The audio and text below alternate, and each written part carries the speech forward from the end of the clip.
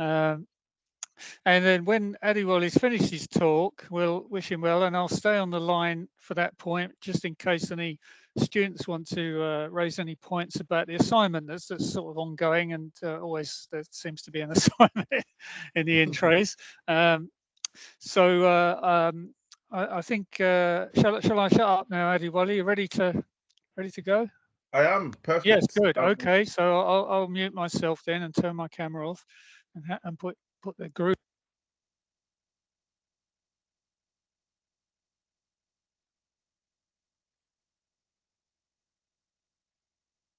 Can everyone see my slides? Yes, thank you. Yes, thanks, Adewole. Good. That's good. Perfect. So hopefully I would hope it will take around 40 minutes, but if you have any questions, please feel free to just raise your hands. I'm very comfortable answering questions as we go through it, because I know that with spontaneous questions, if you capture the moment, you might learn something and it might stick with you. So again, today my name's Adewole, and today I'll be talking to you around my career journey to date, from leaving the University of Greenwich, where I studied real estate. I studied a master's in real estate development and investment in 2013. So I'll just be talking you through my journey, which I hope you'll find helpful. So in terms of what I'll be discussing today, I will talk a bit about yourselves. I want to talk about myself. I'll talk about the housing market from a developer's perspective. I'll talk about projects and schemes that I've worked on, opportunities that you can hopefully exploit and benefit from in the near future. And I'll end with a key message and then with questions. But as mentioned, I'm happy to answer any questions as I go through this presentation. So the first bit is around you. So I need one person to please raise their hand, tell me about themselves and why they decided to embark on the master's program and what their aspirations are for the future of construction of development. So feel free to raise your hand and I'll get John to pick the person.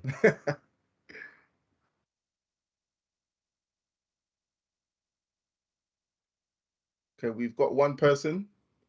Is it Merly?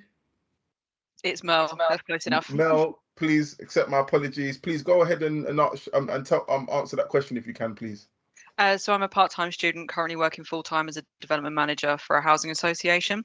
So Okay. I chose to undertake the masters because I just wanted to be the best project manager that I could be for my company. Yeah. In a housing association, obviously we work a lot with the housing, trying to combat the housing crisis at the moment. So my hopes for the future is that we can start looking at more sustainable housing that can actually aid the housing crisis. Perfect. So Merly, I would Mel, I think that is very good. I think that like your background, I think you'll be able to utilize a lot of the information you're learning in your masters in your day job. And I feel that you've got an amazing journey ahead of you. And because you were the one that raised your hand, you'll feel free to take my name. And I'll definitely give you, if you do want to talk about stuff in more detail, I'm happy to give an hour of my time to you as you were brave enough to raise your hand. And then you can just talk about my journey, which I hope you'll find helpful around navigating from housing association to councils to private development. So I hope that you can take up that offer. Yeah, at the end, I'll make sure I put my email on so you can get in touch and we can arrange a talk at some point. Thank you. You're welcome. You're welcome. So just going to move on to the next slide. So I thought the best place to start is to tell you where I started. I was born in Hackney E5, which is in London, and I grew up I spent my formative years, at least the first 3 to 4 years, on this estate, which is called the Nightingale Estate in Hackney E5. But I'll explore shortly why this is extremely important. So just for a bit of, I put this infogram together just to show you how my journey has been over the past 10 to probably like 8 to 9 years. So this complicated diagram shows how I journeyed from a BTEC in construction all the way to where I am today. I graduated in the middle of a recession, and hope was completely lost. There was various hiccups, but the hiccups unfortunately make the journey sweeter. So that is what I want to give across today. So the first thing is I studied a BTEC in construction. Then I went on to do a building surveying degree. After that building surveying degree, graduating in the recession in 2009, I was able to get a job working for Enterprise Rent-A-Car, which is a rental company not related to property, because there was no jobs in construction. I then left that job to do what they call an internship in a building surveying firm, and that only lasts 2 months. But I had great aspirations that there was a potential that I could potentially get into. They could offer me a full-time job, but that clearly wasn't the case. But then I then went over to I was working as a lettings manager at a South London lettings agency at the same time whilst doing my master's. Now, something happened where I was offered a job with GlaxoSmithKline, and I dropped out of my master's, or I was attempting to drop out, but John mentioned to me, Adewole, it's probably not the best decision for you to drop out of your master's. What you ought to do is defer it. And little did I know, that was probably the best piece of advice that anyone could have given me, and that was advice taken from him, John, as well as my mum. So I deferred the masters, and I was in GSK for 9 months, and unfortunately I got fired working at GSK. So you can imagine, if I had dropped out of my masters, I would have lost the best part of £6,000, as well as being I wouldn't have been able to get into construction because I had no experience in it, and I would have just been lost. But because of John's and my mum's advice, I was able to at least retain my place in my masters because I deferred it. But then I went on to come back to my masters, and then I was able to get a distinction, and that was a very big testament. And I think that was probably at the position where I knew that my destiny, as they call it, was to be in property development and real estate. So at the same time, as whilst working in my masters, I worked in EE selling mobile phones. And the reason why I wanted to paint this picture is, irrespective of your professional background, I think that there's so much transferable skills that I feel can benefit most people. I then went on to do the way that I was able to get into property is because I had a knack for selling. I was able to secure a job selling shared ownership homes at Metropolitan Housing Association. So the reason why that is a very important point is because I started off selling, and I knew exactly where I wanted to be, which was in development. So you can see I was selling shared ownership for the best part of 6 months, but then I was able to then use those experiences through networking with people internally to then learn about development on a practical level. And then I was successful in getting a job 6 months later at a housing association in East London called Gateway Housing Association. That was my first step into property development, and it's something that I think has springboarded my career and my aspiration to be in the property industry.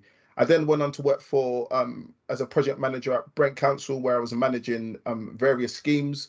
And then after that, I then went on to work for Countryside Properties, which is obviously one of the largest property developers or house builders in the country. And then where I am now is I currently work for Be First, which is a regeneration company, and I am currently a senior development manager. So you can see that from my unfortunate beginnings in 2009, when I graduated in a recession, 7 to 8 years later, you can clearly see exactly where I've been able to position myself. And I feel that today's market is a bit more buoyant. So I feel that you won't have nowhere near as much challenges as I had. So I thought I'd just make that clear. So this picture here, it just shows how I felt when I lost my job at GSK. I was devastated, and I had no outlet to express my disappointment in myself. So I decided to take this picture. You're probably going to experience feelings like this at some point in your life, and it may not be through job loss, it might be through loved ones, it could be for various reasons, but you just always have to remain focused on what you want to achieve. And this here was a testament to that picture, the shift between this picture where I wasn't depressed, but I was very upset, to getting a distinction in my masters. This was like a cherry on the cake, and I would like to thank John. Obviously, we've got David Isaac as well as my mum for their persistence in making sure I completed my masters. And this was just as a result of persistence, determination, and that is more important, in my opinion, than intelligence and privilege. So if you're persistent and you're determined, I believe that can make you go as far as you want to go in your career. So this here is a picture I took when I went to Belgium. I had a friend that lived out there, and this was just me looking over the horizon, pondering what my next steps will be. And I hope in this discussion I can take you through what my next steps were and how I was able to obviously get to where I am today in property development. So this image here shows one of the first schemes that I managed, which is a Section 106 scheme. Does anyone know what a Section 106 is? Please raise your hand. Over to you. So I know, is it Mel? I know you know the answer, so I'm gonna ask Imogen, if that's all right. So Imogen, I believe you raised your hand. Yeah, so it's an agreement during the planning stage between the developer and the council that then places obligation, well, a development that would have not been essentially like feasible, on an agreement that they develop a certain amount of affordable housing or infrastructure. The development's allowed to go ahead. Perfect. And I like the fact that you talked about the fact that is a development that would be unacceptable in planning terms, and it's making it acceptable. That is very important for you to be able to articulate that if you ever do want to work towards becoming a chartered surveyor, because they will ask that question. So I've got another question. Does anyone know the difference between a Section 106 and SIL? Anyone feel free to raise their hand. There you go. We've got one. Over to you.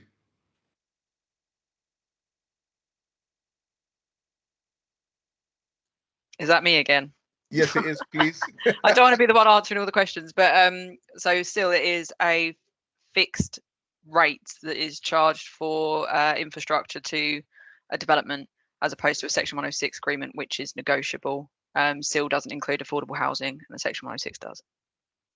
You know what? I think you guys are ready to do your APC, because you're answering these questions perfectly. So thank you so much for that. And you are correct. SIL is this index linked. It's a payment specifically for infrastructure, and it can be effectively spent in a local area. But the reason why I asked that question, because this is what we call a Section 106 scheme. And this Section 106 scheme, what it basically means is a developer would have had to deliver, I don't know, 30 or 40% affordable housing. And the housing association I worked for at the time, they were responsible. They bought the affordable units.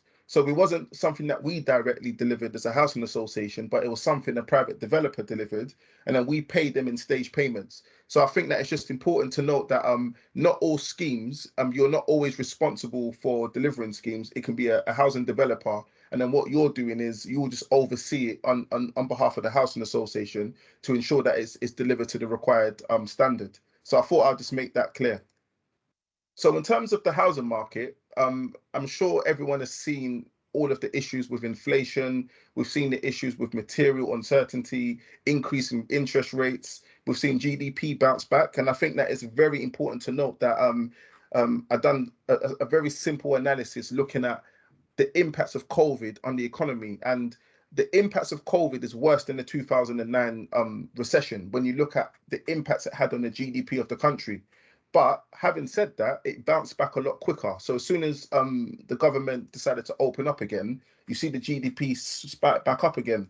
But again, one of the bigger issues is around high property values, and high property values is good for two reasons. It's one, it's good for the developers, but on the flip side, it's bad for people wanting to, like first-time buyers and people wanting to get on the market. And the corresponding impact of high property values is land values are also high as well, and people have unrealistic expectations.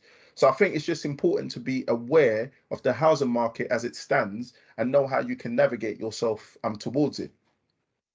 So the next, what I wanted to do here is I thought I would talk you through some of the routes into property development. And it's important because we've got Merly that works for a housing association, which is great.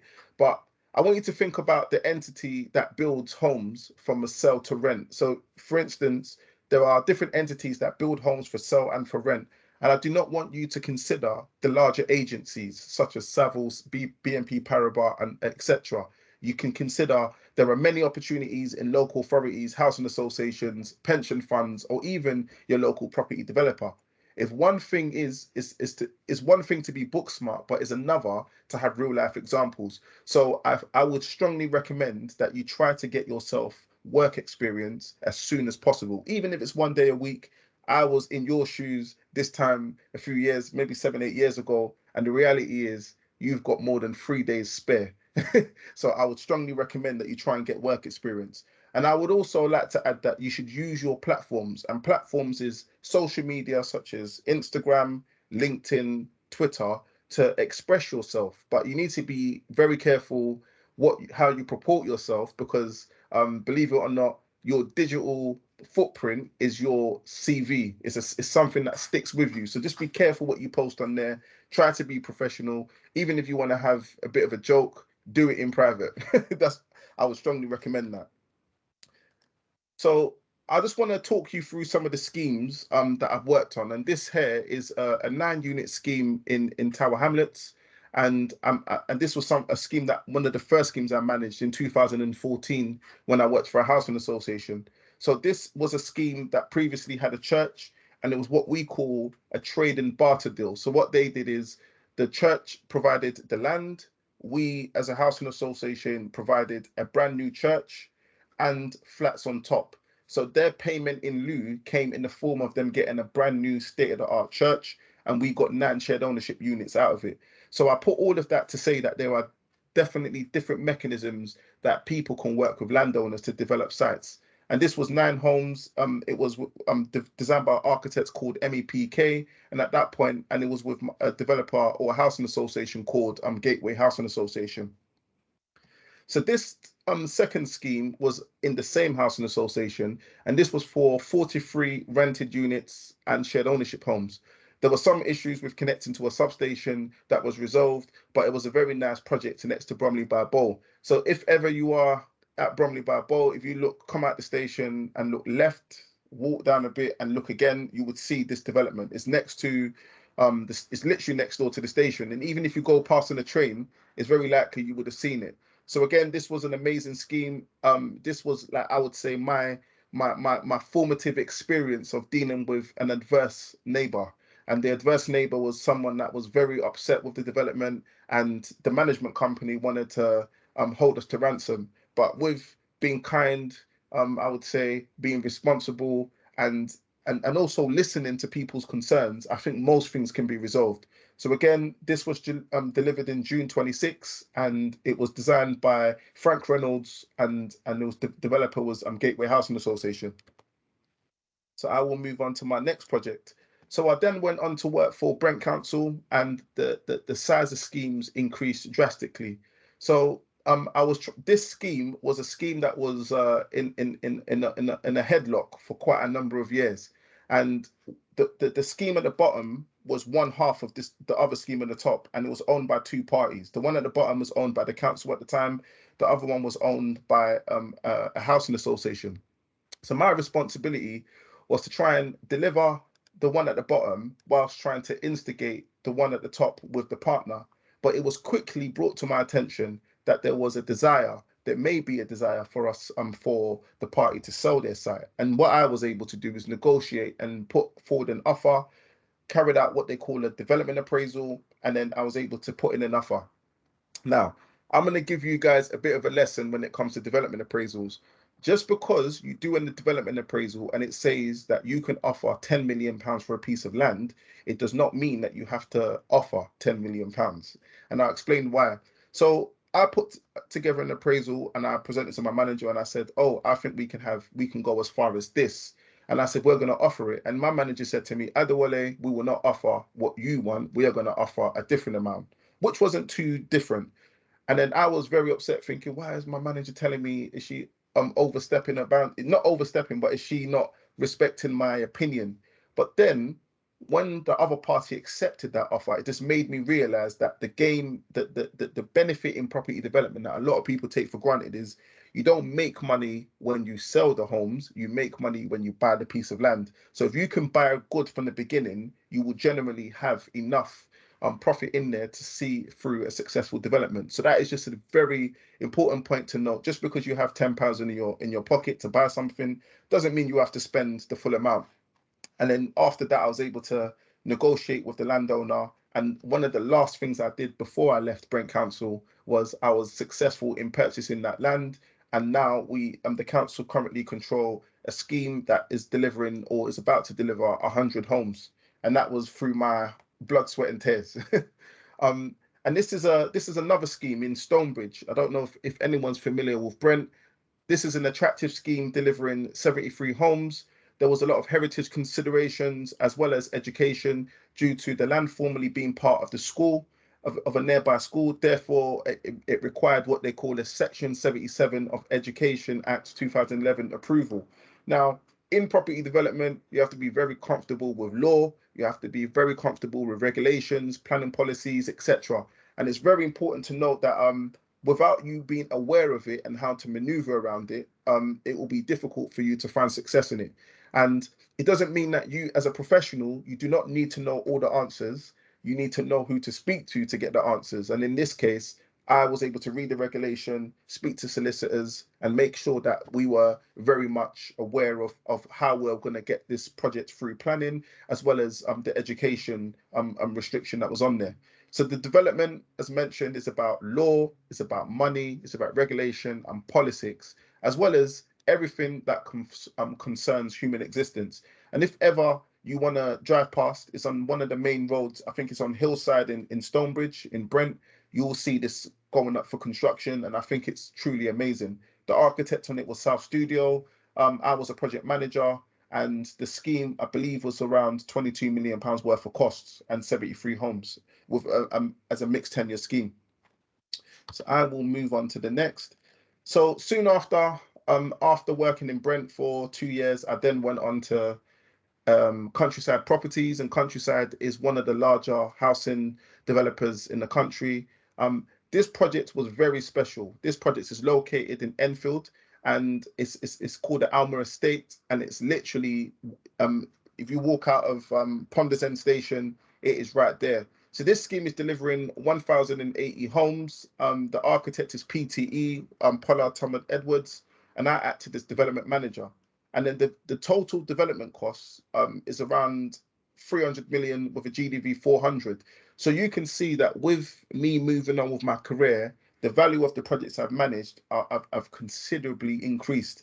Now, the beauty of working in Countryside is that it showed me that there's many forms of developers. The developers that develop solely to sell homes, and there's developers that sell homes as well as partner with the local authorities or the public sector. Countryside, I would say, they manage the public sector and work with the public sector in what I would consider to be, I think it's expert. I think it's completely amazing, absolutely amazing the way they manage it. So what Countryside is they're a partnerships developer. They have, they bid for sites, local authority sites. They provide the private, they and a capital receipt or a land value, and then they provide the local authority or the council homes, as well as they also bring on housing associations. So working with a developer like that, it gets you to understand not only the private end, but it also allows you to understand the commercial and the social side of things as well. And one thing I will say about working in Countryside is the scrutiny they put into numbers, the scrutiny they put into legal agreements, the scrutiny they put into development agreements. And I would just want to say that if you are, I was never a person, you can see I've got all these books behind me. This wasn't always there. I think that after my master's, I knew in order for me to be a successful development professional, I needed to be very comfortable reading documents for hours and upon hours and picking the key themes and using those as points. So I think that it's important to note that you very much have to be very comfortable with numbers. And this scheme is a multi-phase scheme. It's going to take 10 years to deliver, and this just shows it here. So you can see all of this, everything that looks great. I would say this is a massive scheme, 1,080 homes, and it's going to be delivered over the next, I think we've probably got like 6 or 7 years left. So this just shows it. So phase 1, which is over here, is now complete. This is now complete. This is now under construction, I believe. And then planning is now going forward for these ones. So you can, and then I think this one here, I believe as well, it's currently going in for planning as well, or it's about to be delivered. So I put on all that to say that this is what you call master planning, and master planning in its very nature is very significant. There's a lot of money involved, and it's very important for you to be meticulous about your finances so that you are not overcommitting yourself and getting into a deficit situation very quickly. So this is just some other images which I hope you find interesting. And this was probably my last day of me just taking a picture of the site. You can see Ponders, this is the line, Ponders end station's over here. And yeah, this is Alma Road. So yeah, it's a very attractive and very well considered scheme. So I then went on. I'm now working at Be First, and Be First is an entity owned by the London Borough of Barking and Dagenham. The schemes I manage a number of schemes on the Gascoigne estate or Gascoigne master plan, and at the moment I'm managing just under the construction and delivery of just under 1,000 homes. So you can see my role is very intensive. It's challenging, but it's very exciting at the same time. And I'm also managing an inner city development outside of Barking Station. If you come out of Barking Station, you would see it. And this scheme is delivering 169 homes for London living rent, affordable rent, and shared ownership. So of all the schemes I'm managing at these entities, there is a bias towards delivering or maximizing the amount of affordable housing on these projects. So on this one, we've got build to rent, which is we've got private rent, as well as affordable tenures in there as well. And then this one here is shared ownership, and it has LLR and affordable rent as well, Crown House. But the beauty of this one is that because it goes up 19 stories, you've got unrestricted views into London from that location. And it is not the shared ownership that has those views, it is the affordable rent and London living rent. So if anyone said to you that affordable housing is substandard, that is a lie. I think that we as an organisation, as Be First, seek to deliver very attractive, very robust housing for everyone to enjoy. And this just shows a CGI of the scheme. So you can see this is obviously the taller element, which is this is 19 units, and this is where the affordable is. And then this building here is effectively the shared ownership units. And then this just shows the mix, shows the breakdown of how the scheme looks, etc. So I hope that is helpful. So town planning is a crucial part of property development, and I will suggest you attend the planning committee to see how it works. Also, I believe that you should take time to review planning submissions. So just to give you an example, one of the projects I'm working on, we spent the best part of, I don't know, call it £2 million to get the scheme through planning. And that's architecture fees, planning fees, all the sub-consultants fees, etc. But what is funny is that you can see it all for free. Everyone can see it for free. So I would strongly recommend, I do blog on property development. Please feel free to take note of this, and you'll see it at the end with my details. And then follow me on Instagram as well. You can see my updates on a lot of the projects I work on.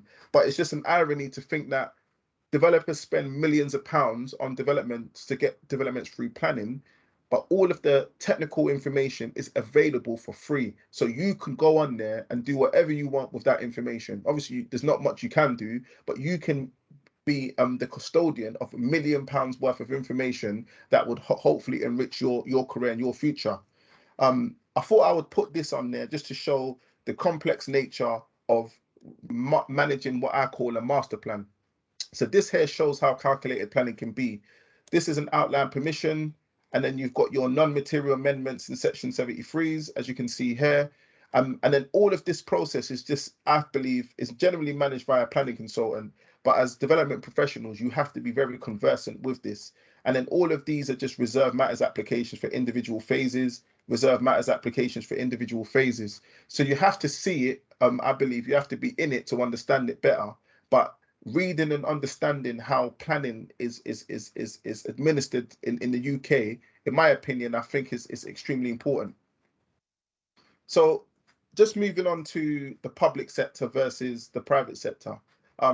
One of the key things I found is in the public sector, we tend to use discounted cash flows, which looks at stuff like NPV, internal rate of return, payback periods, etc. And then we try to seek to deliver what they call an operational surplus. So an operational surplus, in short, is basically saying, once you go through my income and expenses, right at the end, we want to make sure we're making money at every single year. So that's one of the key metrics we look at. And then the other point is more profitable tenures, such as private sale, private rent, etc. The good news is that they cross-subsidize the low cost rental homes as well. And then I'm sure John is teaching you this around net present value. And net present value is the sum of present values, and it's discounted with a discounting rate, as you all know. But we look at that over a 20 to 30 year period. We sum all of the present values and it gives us an NPV. If a project has a negative NPV, it's unlikely to get through scrutiny and board approval. So it's very important that you take your time whilst you're studying to understand exactly what an NPV means and what it looks like from a cash flow point of view. And then internal rate of return is when the NPV is 0, and that is the best way to measure your development against other forms of investment. People generally expect that the internal rate of return will be higher than the cost of finance. So if your cost of finance is 6%, you would ideally want to work towards an internal rate of return of 7% plus, so that you're always in a better position. And then we're moving on to private. So private development, there's elements of the way the public sector appraise developments that the private sector. So build to rent, as an example, some of the bigger companies that retain assets for rental, and a lot of the pension funds are into it at the moment. They tend to use a very similar methodology to the way we appraise schemes in the public sector. However, the public sector tend to use residual calculations to calculate land value, and you'll find that land buyers use residual appraisals. And then if a scheme then moves on to a situation where you now purchase a site, you will then make sure you do what they call a development appraisal, which the outturn is profit. So if anyone asks you the question, what is the difference between a residual appraisal, a residual calculation, and a development appraisal, you would just ask, a residual is used to calculate land, whereas a development appraisal is used to calculate profit. And I'm not going to go into the RICS definition. I'm sure we can speak about that another time. And then another thing is just return on capital employed. Again, that is just a standard measure that we use in the public sector and in the private sector. So I thought I'll put this here just to show you some of the hurdle rates that we tend to work on in the public sector. So you can see year 1 surplus, year 6 surplus, internal rate of return, yield, and we've got profit and cost, and we've got NPV, which is positive. So this is now not many people, except for people in the public sector and arguably some private sector entities, can look at a cash flow over a 50-year period. So I put that on there to say, depending, if you look at things over a longer term period, you might have the appetite to maybe fall down in some of these other areas. But just giving you an example, this one here where it says yield on cost, the target is 4% and the performance is actually 3.8. This type of scheme is marginal, and I think is at the discretion of the board to decide whether they want to move forward or not. So I will move on to the next. So I wrote this article about property development finance. I would strongly recommend you read up about this. I've got John's book behind me, which is called Property Development. I believe that is also a very good book. A lot of industry people I've spoken to that I've had relationships with have also mentioned the same, that they use it as a reference book. And the whole premise of development finance is, if you give me a lever long enough and a fulcrum, I shall move the world. And what that basically means is leverage. Most developers don't have £1 trillion to spend on their developments. They generally have 35% equity of their own money, and then they go to get development finance for the remaining 65%. So I strongly recommend you just try and understand the mechanics of property development and property development finance. So this here is a typical development appraisal. You can see we've got the profit. So before I explain this further, just to give me a bit of a break, does anyone want to tell me how to calculate profit on a development appraisal? Please feel free to raise your hand.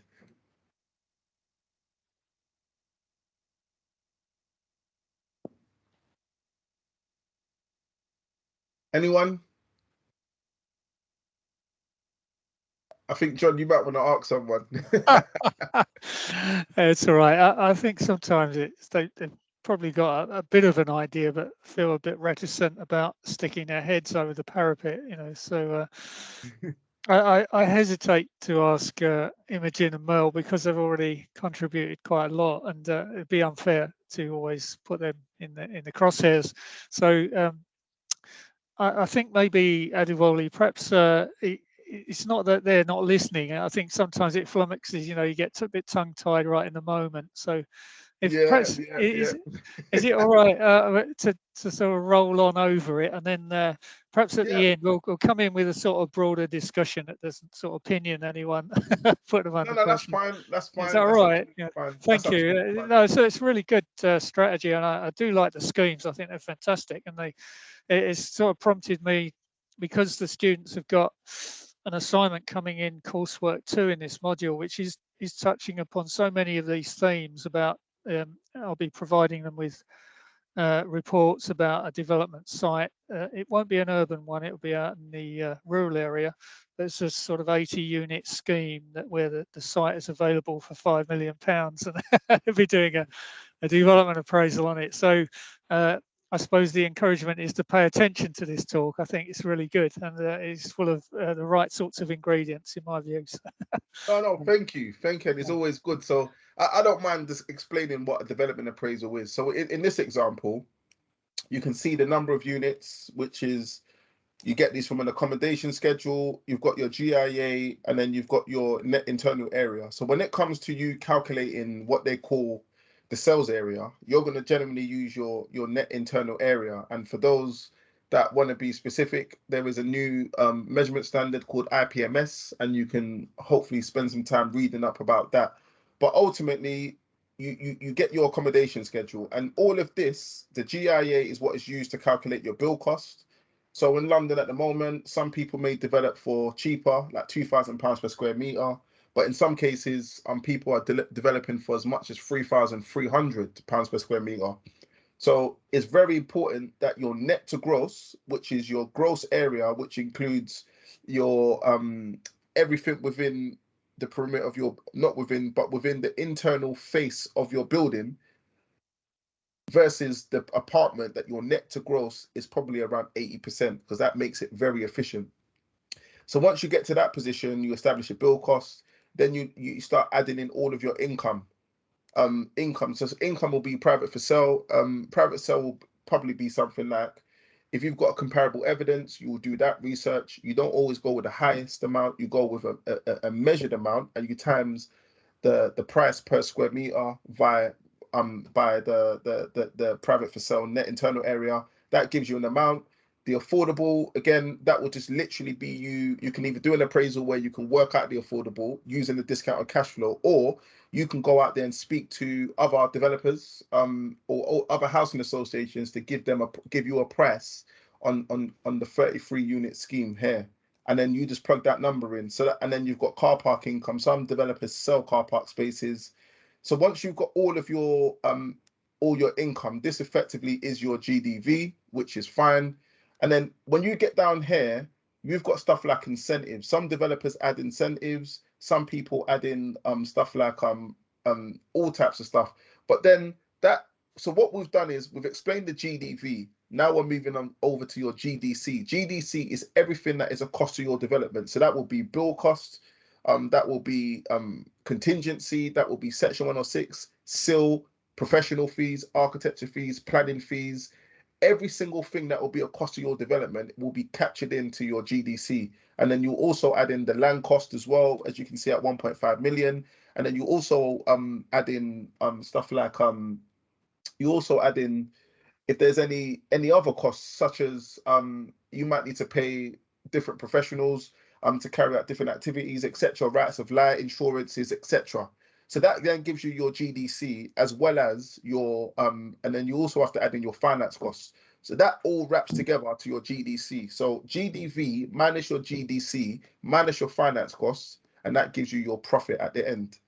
So calculating development, the general holy grail of how it's calculated is very simple, but the thing that makes it complicated is just assessing each individual line to make sure you're being sensible in what your inputs are. Now, I've seen developers that have not gone into any scrutiny when it comes to their costs, and then when it comes to the profit, in reality, they may forecast, oh, we're going to make 20% profit or 50% profit, but in reality, they make 2% because they're under egged their costs. So you just have to be very measured when you're doing development appraisals. So this here just shows the various things that I have to juggle in my day job as a senior development manager. So you've got project management, stakeholders, development appraisals, procurement, cash flow, legal, planning, consultation, and there's various other roles. So if anyone is going to end up being a project manager, development manager in any guise, you are going to have to juggle quite a significant amount of things. Development managers specifically have to manage everything that happens in a project. They may not be involved in it, but they have to have an oversight. So again, this here just shows my day-to-day activities. I spend some of my days looking at development appraisals. Planning is also always a key part. So that's either going through pre-applications, it's submitting planning applications, discharging Section 106 obligations, discharging planning conditions. And all of this is effectively makes up quite a significant part of our role. You've got legal agreements that you have to enter into. So you might have to enter into a Section 106, which is a legal document. You've got deed of releases, if there's any rights of light issues.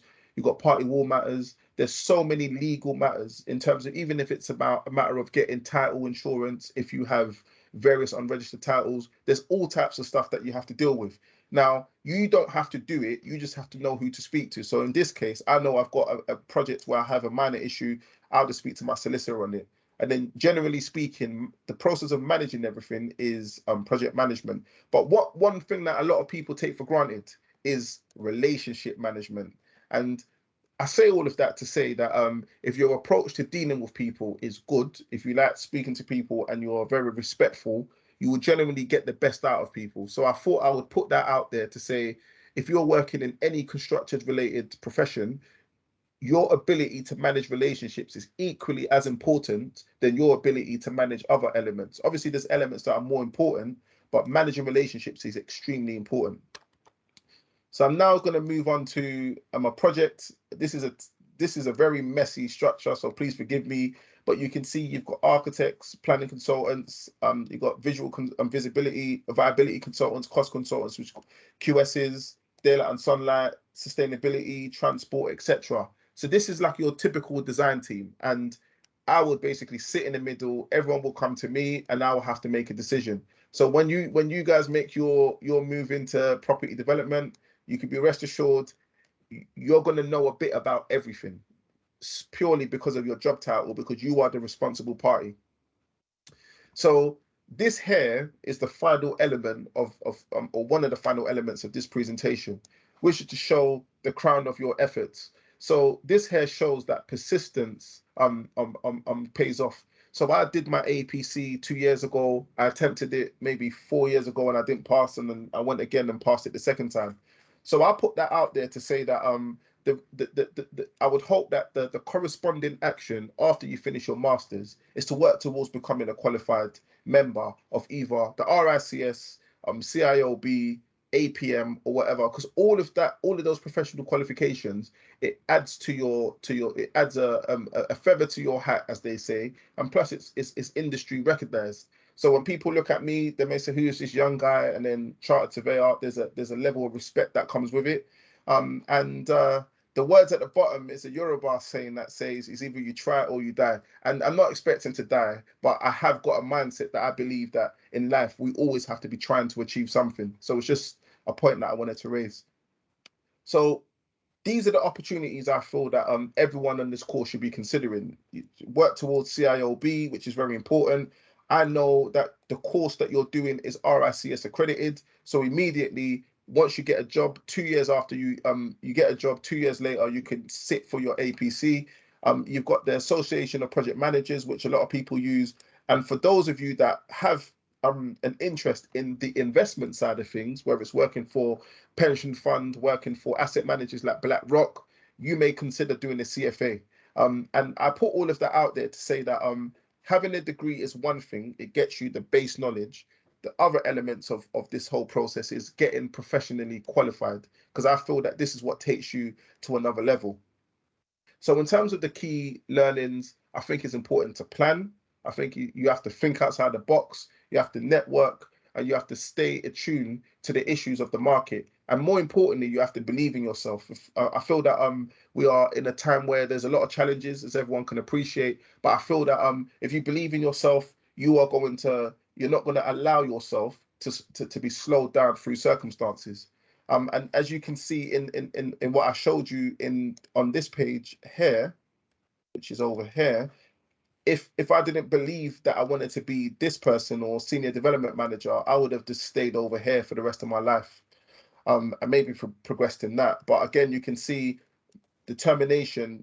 I took up various detours, got fired, etc., etc. But I was able to push myself to become a charter surveyor, working for some fairly notable and large organizations.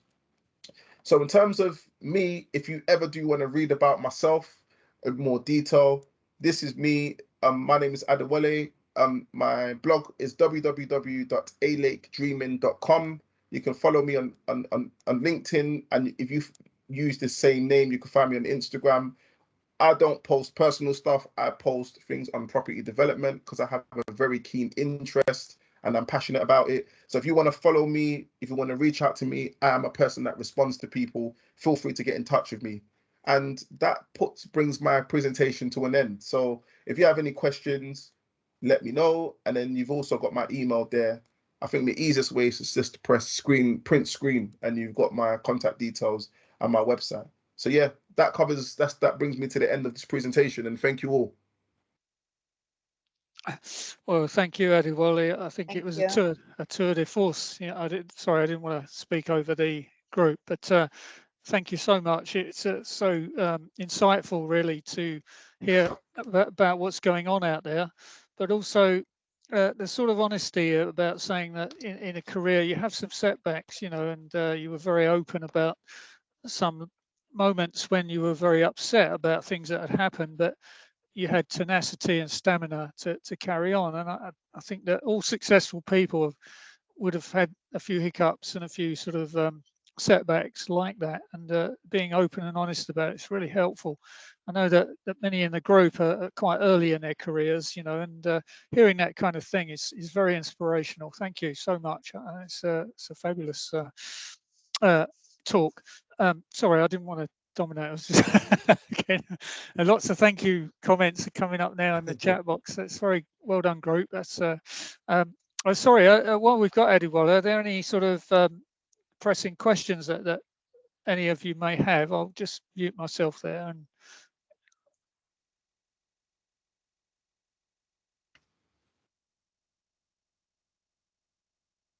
any questions, anyone? all right, I'll throw up a couple, Adewole, if that's okay, just to help things along.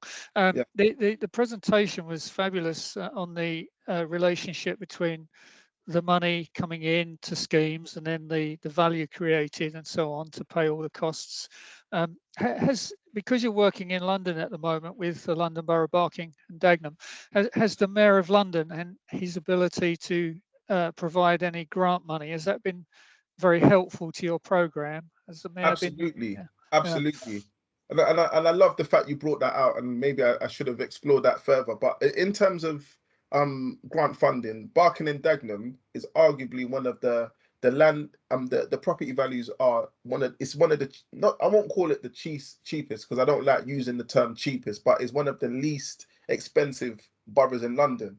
So that immediately means if you've still got the expensive costs of building in London, irrespective of where you are in London, but you've also got the lowest values, that creates a massive issue in terms of viability. So from our perspective as Be First, the reason why we are a dominant party in this borough is because we can utilize grant funding from the mayor, and that grant funding helps us bridge a viability gap in terms of us being able to regenerate these much needed old estates, old council blocks, and bring forward new homes. So grant funding, in my opinion, in especially in Barking and Dagenham, it goes a long way to transforming this location. Thank you, Adewole. Yeah, the students might not be quite familiar with the peaks and troughs of value right across the 32 boroughs in London. And if you're doing a scheme, let's say in Westminster, Wandsworth, or Hammersmith and Fulham, which have got very high values in those areas, there's less of a call, if you like, upon the need to use public money, grant funding. So the mayor has been very clever and I think judicious in a way that the grant money has been deployed into situations where the market itself won't do it alone, so Yeah. there's a sort of help, if you like, an appropriate assistance to get schemes up and running. So a very judicious use there. And I've got a lot of time for the Greater London Authority and their staff. I think they're very good and they're very switched on to a lot of housing issues Yes. there. If students are doing dissertations a bit later on, I've also found the GLA, the Greater London Authority staff, you can book interviews with them and explore housing issues in some good. depth, so I think it's really a fabulous public resource there. The second and only one, sorry, I didn't want to, you've probably got to go back to work now, so but in recent years, the concept of social value has surfaced and has become more key or more prominent. We're used to doing development appraisals that look at money because we measure things in money terms to make sure that they're viable. But are you finding in your own work that the concept of social value is being heard more, at least at the table, and people talking about social value? Social value is very fundamental to the public sector. Because you can imagine the public sector, especially if they're acting as developer, for every £1 spent, there needs to be maybe a £2 benefit to that local community. And how that is calculated, and funny enough, I'm reading some tenders now, and that is very much, we put out tenders out there to say you need to answer, so tell us your approach to social value, and then it's up to the contractor to tell us. But we tell them what our aspirations are, and then with all intent in the world, the contractors will try to do more. So in short, if I put a development in an area, there has to be various benefits of that, how that development benefits an area. So it could be speaking at schools, it could be contributing to charity, it could be helping ex-offenders, veterans, older people, and it can have a various it can take various forms in terms of social value. You'll probably know, I'm sure you've heard about the term, is it ESG?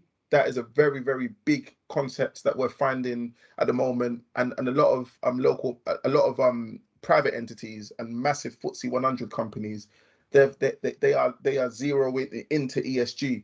And the fact of the matter is this: social value, ESG, etc. All of those initiatives are, everyone can make money within reason, but not everyone can make money in a sustainable manner that benefits people, the community, and the environment. And I feel that this new push towards social value, we push it. I believe the public sector push it more. When I was in Brake Council, it was very much the case.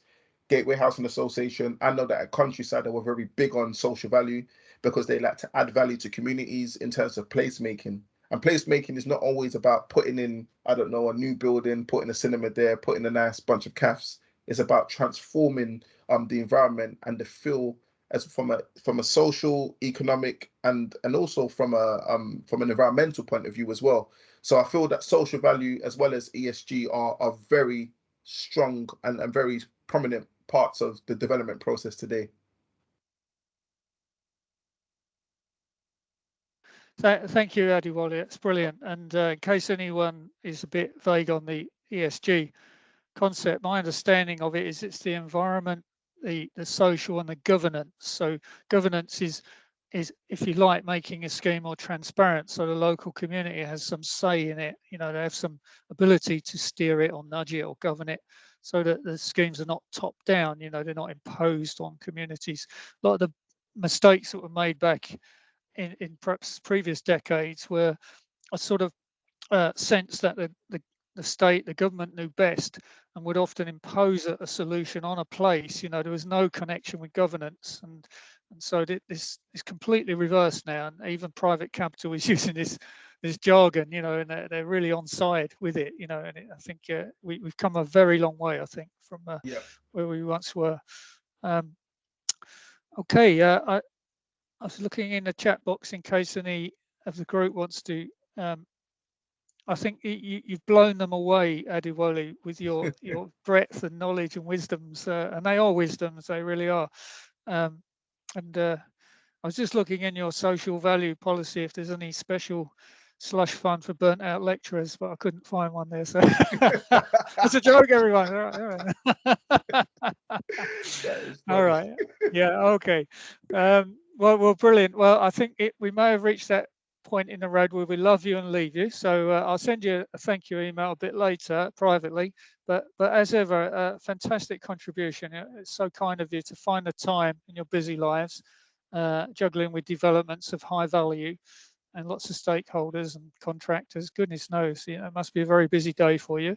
Yes, it always is. And yeah. So absolutely fabulous. Couldn't better that. So wonderful. So wave a goodbye, Adewole, and what I'll do with the rest of the group is invite them to just stay on the line if they want to, and I'll have an impromptu sort of seminar or discussion chat with the students and a continuity check for next week. Incidentally, well, I'll tell the students, but this is the last of the onliners. We're going to go back in a classroom next week. So thank you. It's a nice kind of moment there, and a brilliant online delivery. Thank you very much, Adewole. Thank you all. Enjoy the rest of the day. Yeah. Cheers. Thank you, John. And I was going to mention to anyone on the call, please feel free to get in touch. You saw my alakedreaming.com. You saw my Instagram and my name, Adewole Ademolake. You can also connect with me on LinkedIn.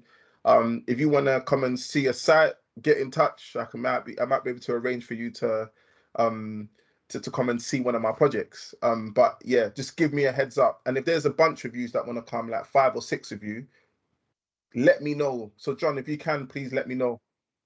Yeah. They at the moment we've got a group that's a bit over 70, so it would be a little bit tricky to do.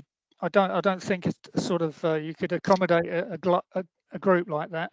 But maybe when I email you a bit later, we could have a sort of chat about if there were any possibilities for perhaps maybe a smaller group might want to come and have a look. We might be able to do something there maybe. Okay. Yeah. Perfect. Good egg. Yeah. Okay. Thank you. Yeah, thank you. Cheers. Bye-bye. Bye-bye. Bye. Thank you. Bye-bye. Bye. Thank you. Okay. Well, thank you, everybody, and particularly for Merle and Imogen for having the courage to come in. It's not easy, I understand, when somebody's going very quickly across the terrain of their career to be able to sort of come in with responses to questions. So don't worry about that. That'll come. So just a sort of progress check for everyone. We would be going back in the classroom next week. So we're going to be in KW 302. KW is the King William building on the campus. So I'm sure that many of you are very familiar, but I've put a campus plan on the Moodle site in case you're not very good at the geography of place. It will start at 12. I will record it on what's called Panopto, and then I sort of post the recording on the Moodle site. I won't get involved in a knotty issue of attendance, but theoretically we should be attending this session, so be nice. I think in the classroom, the benefit it will enable me to unpack a few things. That there are issues that came up even in the talk about the Section 106 and SEAL. Funnily enough, we're doing courseworks on, of course, and I can actually sort of do a bit more illustrative work and show you some worked examples about how it all sort of goes, so that might be helpful for you. Adewole mentioned discounted cash flow and net present value, and a bit later on, it's not connected with the coursework per se, but I could certainly do some demonstration work on that as well and leave you with an Excel version that you could play with. So at least we sort of understand the jargon and the concepts that go there. We do have I mentioned a second coursework, but that's the second half of the term, nothing to worry about right now, but it will involve a housing development on a site that is a real site, and it will have lots of documents and environmental impacts and all sorts of interesting dimensions there. So I hope that you can stay the course. Of course you will, and we can look at that in the second part of the term. I'll be then loading the site with documents to support that one, and then unpacking it different sections week by week. So that's the sort of journey ahead on that one. Well, it wouldn't be. We've got to have the joke of the week, I suppose. Could you tolerate a joke of the week? This is where you got a post no. Oh, and I got a yes. Yeah, I'm just looking at the chat box. Yeah. All right. Anyway, I was in my local pub again because I'm often in my local pub. I've probably got a bit of a drink problem. Anyway, it's after work and I was sitting at the bar doing a crossword, and I've had some funny events there where polar bears have come in and ordered drinks. You know, they come up the bar. This time it was different. I was at the bar minding my own business, and bang, the doors open, and suddenly a life-size ham sandwich came in. Like a big ham sandwich on legs. It walked this ham sandwich. It's very realistic. It walked up to the bar, and it got to the bar, and it said to the barman, it was in a gruff voice, "So can I have a pint of Guinness, please?" And the barman turned around and looked at him and said, "I am sorry, sir. We don't serve food in this bar." All right, that was it. Oh, I should have turned recording off at that point. Okay, good. All right. Thank you, everyone. Oh, I got a laugh. Oh, you're too kind. No, you should say get off. You know, put fruit out there. So. Very good. Oh, got some laughing here. Oh, fantastic. So smileys. Well, that's very good. All right, getting out of jail here. Yeah, better turn the recording off. Sorry, I'm just waffling away to myself here. Let's get that. Stop recording. There we are. So turn the recording off.